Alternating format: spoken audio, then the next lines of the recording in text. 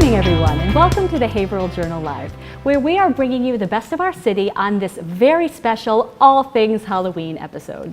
I'm Lindsay Paris, here on set with my co-host, Eva Montebello, and tonight we've got the co-founder of one of America's scariest haunted attractions, Haunted Overload, the amazing Wallace Valley, the creator of the scariest and most impressive masks you've ever seen, the talented Mark Reusch, and at the end, our celebrity Bobbing for Apples tournament featuring these famous Hillies on set.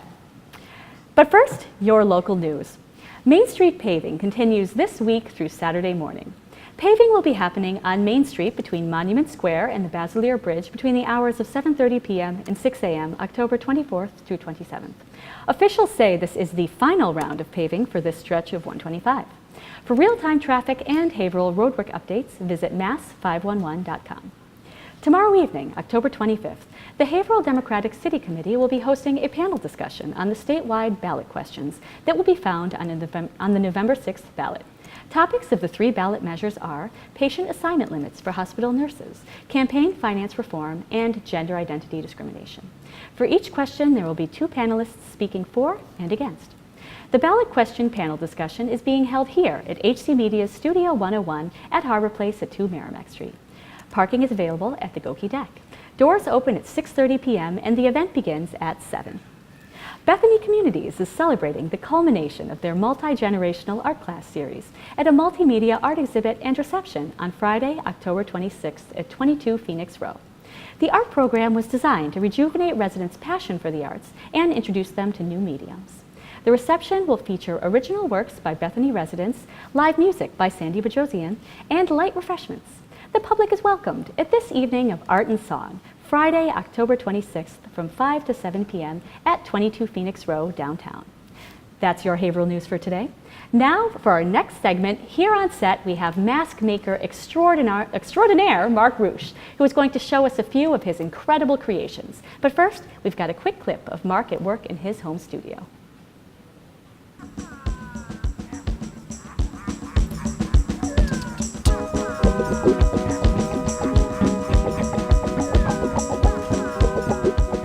This is my original Frankenstein monster mask. And I would peek out between his eyes. He's got little bolts. Lots of times they fall out and everybody laughs that I've got a screw loose. Illustrator Mark Reusch has made what began as a hobby into an art form with his meticulously handcrafted masks. I have loved Halloween from the earliest I can remember. I would count down in my notebook at school how many days until Halloween. I would draw ghosts and monsters all the time. I would watch Creature Double Feature on Channel 56 every Saturday. And my parents used to buy us those little plastic costumes with the masks and everything. And even though I liked them, they never looked right to me. So I would kind of customize them. As I got older, I found out about paper mache. And when I was a freshman at Mass Art, you had to build a self-portrait mask of yourself. So then I really started making masks, but I realized that the paper mache was kind of messy and smelly and it would just deteriorate. So I started using double wide masking tape, and I found it was really durable and really cheap and very long lasting. I build the mask first. Once it's done, I paint it black. Then I build up the lighter and lighter values on it, and I do the brightest highlights at the end. Then if I'm gonna be the whole monster and you see his body instead of like, you know, a vintage tuxedo or whatever the monster's wearing, I buy black turtlenecks and I buy black jeans. A lot of times I buy black slip-on Vans, and then I paint them the same exact colors that the mask is, and I stand in front of a floor-length mirror and paint it on myself so that it looks right when I'm in it. I like seeing like the jump when I come in, and if I kind of come into the room or they haven't seen me put it on, I can see that they jump and they don't really know what to do, and it feels good because like it's something different for them.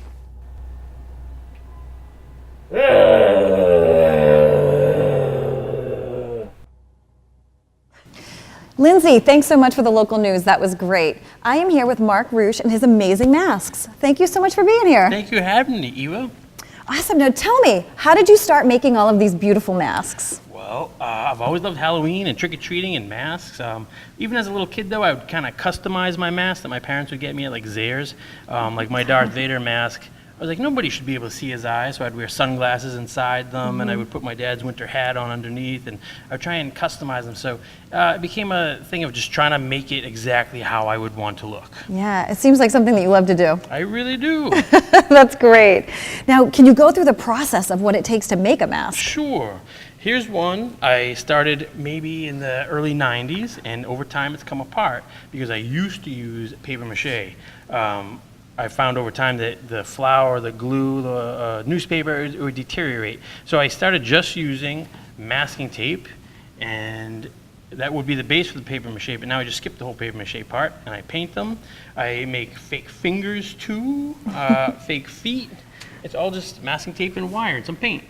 Awesome. That sounds like an incredible process. Now, is there anything else that you do with these masks? Like where do you put them in the community, or how do you use them? I used to help put on spook shows in Boston and Salem and New York and Las Vegas. These days, mostly I wear them at Massachusetts College of Art, where I teach illustration part-time. Lots of times we have a life drawing model scheduled, and I'll tell my students that, say if I'm going to be Nosferatu and surprise them, I'll tell them that today's model requested that they come in once the sun's gone around the corner of the building, and I've heard that they're very cranky and very old, so they have to be super professional. Hopefully it'll go well. And then when they come in after break, I'm Nosferatu with a ton of little fake rats tied to the back of my coat with clear dental floss. So it's like an unexpected surprise. Very cool. Now, rumor has it that you have a gig coming up. I do. I also play guitar as a monster, mostly Halloween themed songs. And my friend is an amazing illustrator and musician named Dan Blakesley, and he tours New England in October as a character named Dr. Gasp. And so he's having me open the show Sunday night at Alan Bull's art studio in Newburyport as a monster playing guitar. It's a really fun show. We did it last year, and it's an excellent Halloween event. So go through one more time. How do you make the masks? Oh, sure. I use wire that I get at Aubuchon Hardware. Oh, do you need some help? Sure. Big wire and skinny wire. And I use needle nose pliers to cut the wire into rings. And I tighten each joint with the smaller wire. And it's basically a collection of rings that form the head. I actually do that with the fingers too. There's just coils of wire that are wrapped in tape. It takes just a few simple materials. Yeah. Do you want to highlight one of the masks in progress and go a little bit more into that? Sure. The bat mask that's in the round up in front. That's got the tape and the wire and the base coat. I like to work dark to light, so that bat is all black right now. I'm going to cover it with yarn, so it's like a fuzzy bat like I see around at night where I live. And there's going to be big bulbous eyes down low. It's going to be very fuzzy. Lots of glow-in-the-dark paint on the ears and on the mouth. I'm going to be peeking out between the teeth. Very cool. Here, go over this one. Tell us what this one's about. Oh, sure. This one is from a comic book I did as a student in the 90s, where a monster shows up to help somebody who's being kind of bullied by older kids. And this is what it would look like when it's fully covered with the paint. It's a monster that wears a mask and tries to fit in with the other kids. It's got like an Ernie and Bert striped shirt and kids and stuff, but it's like this giant thing that kind of helps out this kid. Wow. So it's wire right now. It'll have the tape soon, and then layers of paint. And then this monster actually wears a mask on top, and the eye holes all line up. Oh, very cool. Thanks. Which one's your favorite? I have to say the creature from the Black Lagoon. Yeah. I absolutely love the creature. He likes peace and quiet. He likes to be left alone. People show up in his lagoon and start throwing their cigarette butts in the water and messing with them. And can you put it on? oh, sure. He's actually got a foot inside it. There's an extra foot. Very cool. Well, Sorry. Mark, thank you so much for being here. I really appreciate it. Thanks a lot. And now we're going back over to Lindsay with Haunted Overload. Thanks, Eva. I've been in love with Mark Reusch and his masks ever since he was first on the Haverhill Journal back in 2014, which some of you may remember. Now I am here on set with Wallace Valley of Haunted Overload, which is the most famous haunt in New England, maybe in the world. Before we talk to him, though, we're going to go to a quick clip, and we're going to show you what's new this year.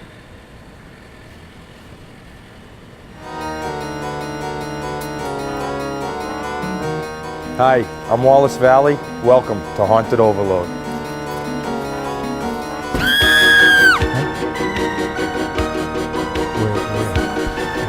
Yeah, I can.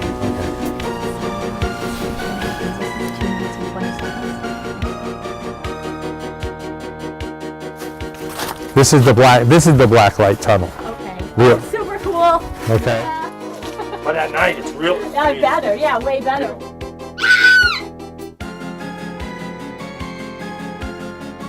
Wallace, the scale of Haunted Overload is what makes it so amazing. Like this guy, how tall is he? 50 feet. How do you build a 50-foot tall pumpkin-headed goblin? Great difficulty.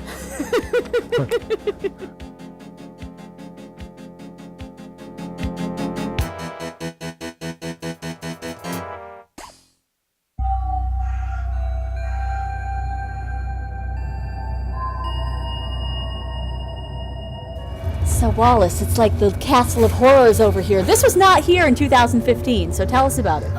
Well, stone by stone, piece by piece, it took a while. It took a whole season to get this built. So what's the backstory? The skeletons you see behind me are all lifeless souls, and we found them.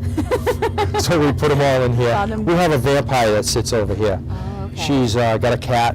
She's a pretty interesting girl. Yeah? Yeah, Are they scary. all people who came through Haunted Overload? And... You could say that. You guys, I think I found my long-lost dead twin. You know what? You don't have a microphone? I don't have a microphone. How long did it take you to build this one? 500 hours and 50 days. Wow. Oh my God. 5 guys. 10 hours a day for 50 days.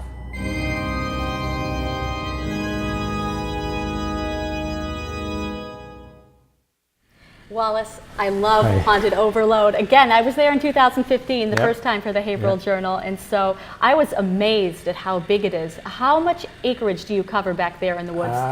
We got about just under 7 acres, but we're only utilizing like 5.5. Still, it's big. But, You guys have yeah. got to be there. It's amazing. And from what I understand, it all started in someone's backyard, right? Yeah, the owner and operator and creator is Eric Lowther, and he started, and a lot of people will remember because I used to go to his house in Exeter, New Hampshire on Garfield Street. And then, you know, it got so big and out of control that the town had to like say, it's either go somewhere else or end it. So he did. And when he left, that was his first day becoming a pro at it. Now, when I go to Haunted Overload, the thing that's the most amazing about it is that you are walking through real structures. You have a Victorian house, you have all these buildings, an abandoned mine, and from what I understand, you built a lot of those yourself. Yeah, I did a lot of the building with Eric. Now, how do you build all that stuff? I mean, that's a lot of work. You must be doing it. He builds all scale models, and then we go from there. And You must be doing it all year round. basically. Yeah, because to keep up with, you know, being at the top, you've got to put a lot of time into it. Wow. And yeah. Yeah. How many people do you get visiting every year? Well, we have a few sold out shows, anywhere from 21 to 2,200 people a night. Oh, wow. And You're open for about 2 weeks, 3 weeks. yeah, the last 3 weekends of October, rain or shine, it doesn't matter. Yeah. And a lot of the proceeds go to benefit a good cause, from what I understand. Yes, 10% right off the top goes to Cochico Valley Humane Society, which is a no-kill shelter. And that's like the best part of the whole thing, really. Right. It's Well, nice. I was going to ask you, what's your favorite part about doing Haunted Overload? Well, a lot of hours, so that kind of fits in with my job, when I used to have one. Yeah. Now you're retired, you're full Haunted Overload. Yeah, full all the Haunted time. Overload all the right. time, yep. Projects in the winter, and It's just, it's the favorite thing is once you build this stuff and you like sit back in the first show, you know, and the people are going through, you kind of observe everything, but you get goosebumps because the people are like, wow, you know, this is incredible. Look at this. It's the models go big or go home. Right. So, and you've seen it. Yeah. There's a lot of big things there. Yeah. Well, I would encourage everybody to get to Haunted Overload up in Lee, Yeah. New Hampshire, Oh, to it's- Merritt Hill Farm. Yeah. Thanks for coming on, Wallace. Always glad to have you Yep. here. Very And nice to be here. Now we have the big celebrity segment you've all been waiting for, Bobbing for Apples. I am going to throw it over to that set over there where we're going to watch the mayhem ensue. Thank you, Lindsay. Thank you very much. Yes, it is I, Matt Belfiore, a person who should not be in front of a camera, but I am here nonetheless. I am here for the part that you've all been waiting for, the great Bobbing for Apples debacle of 2018. We are here with the presidents of 3 service clubs in the community. So I'm going to go with this microphone, and I want you guys to introduce yourselves to this camera here right in the middle. So right across the board. My name is Tom Faulkner. I'm with Haverhill Kiwanis. Jim Smith with Haverhill Rotary. Pat Driscoll with Exchange Club of Haverhill's #1 service club, 8 years in a row. Thank you. Oh man, it sounds. Except for this past year. Yeah, go ahead. You can debate that. You can go ahead. You know, according to recent clinical studies, Kiwanis is the greatest service club in the world, not just in the city. And you had to say. We were #1 in the city Okay. this past year, so I don't know what he's Not the world. So there's no rivalry here whatsoever, folks. None whatsoever. So what we're going to do here is we figured it doesn't matter how much money they raise. It doesn't matter how much goodwill they do in this city. What really matters, I'm going to go from this camera to this camera. What really matters is that we want to know who can pick out the most apples in a Bobbing for Apples contest in 30 seconds, okay? They all have 3 apples in these little lovely bowls here. And we have a whole studio audience out here. Studio audience, can you make some noise for me? Awesome.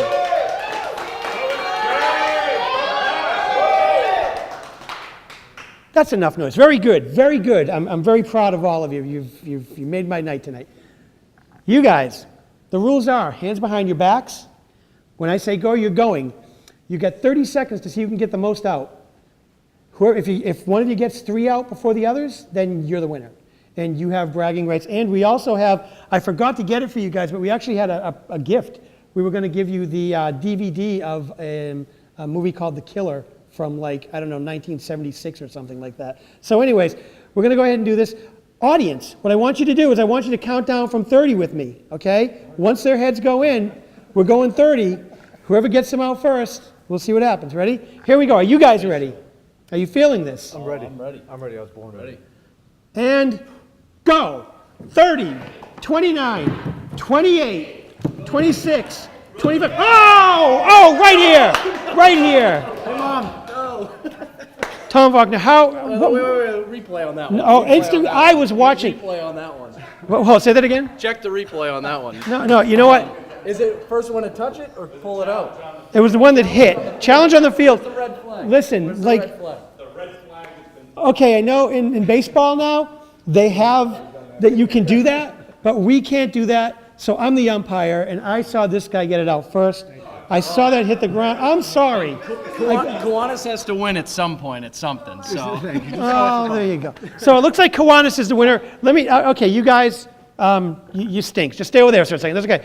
Just tell me, what did you do for, training on this? Yeah, my strategy was to eat a lot of food without chewing very much, and I also kept trying to pull down on my mandible a lot. So it was good. It worked. Pulling down on the mandible. You heard it here first, folks. Well, that was fantastic. What I want to do now is let's all walk over here to this other set, and we're going to go visit Lindsay, and we're going to go visit Wallace, and we're going to have Mark Reusch play us out with some wonderful Halloween music. So everybody, follow me this way. What do you think, Lindsay? That was amazing, you guys. Let's get another round of applause for our service club presidents.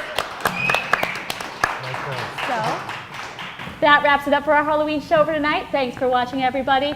This is the Haverhill Journal Live, and we'd all like to wish you, on 3, guys, 1, 2, 3, a happy Halloween.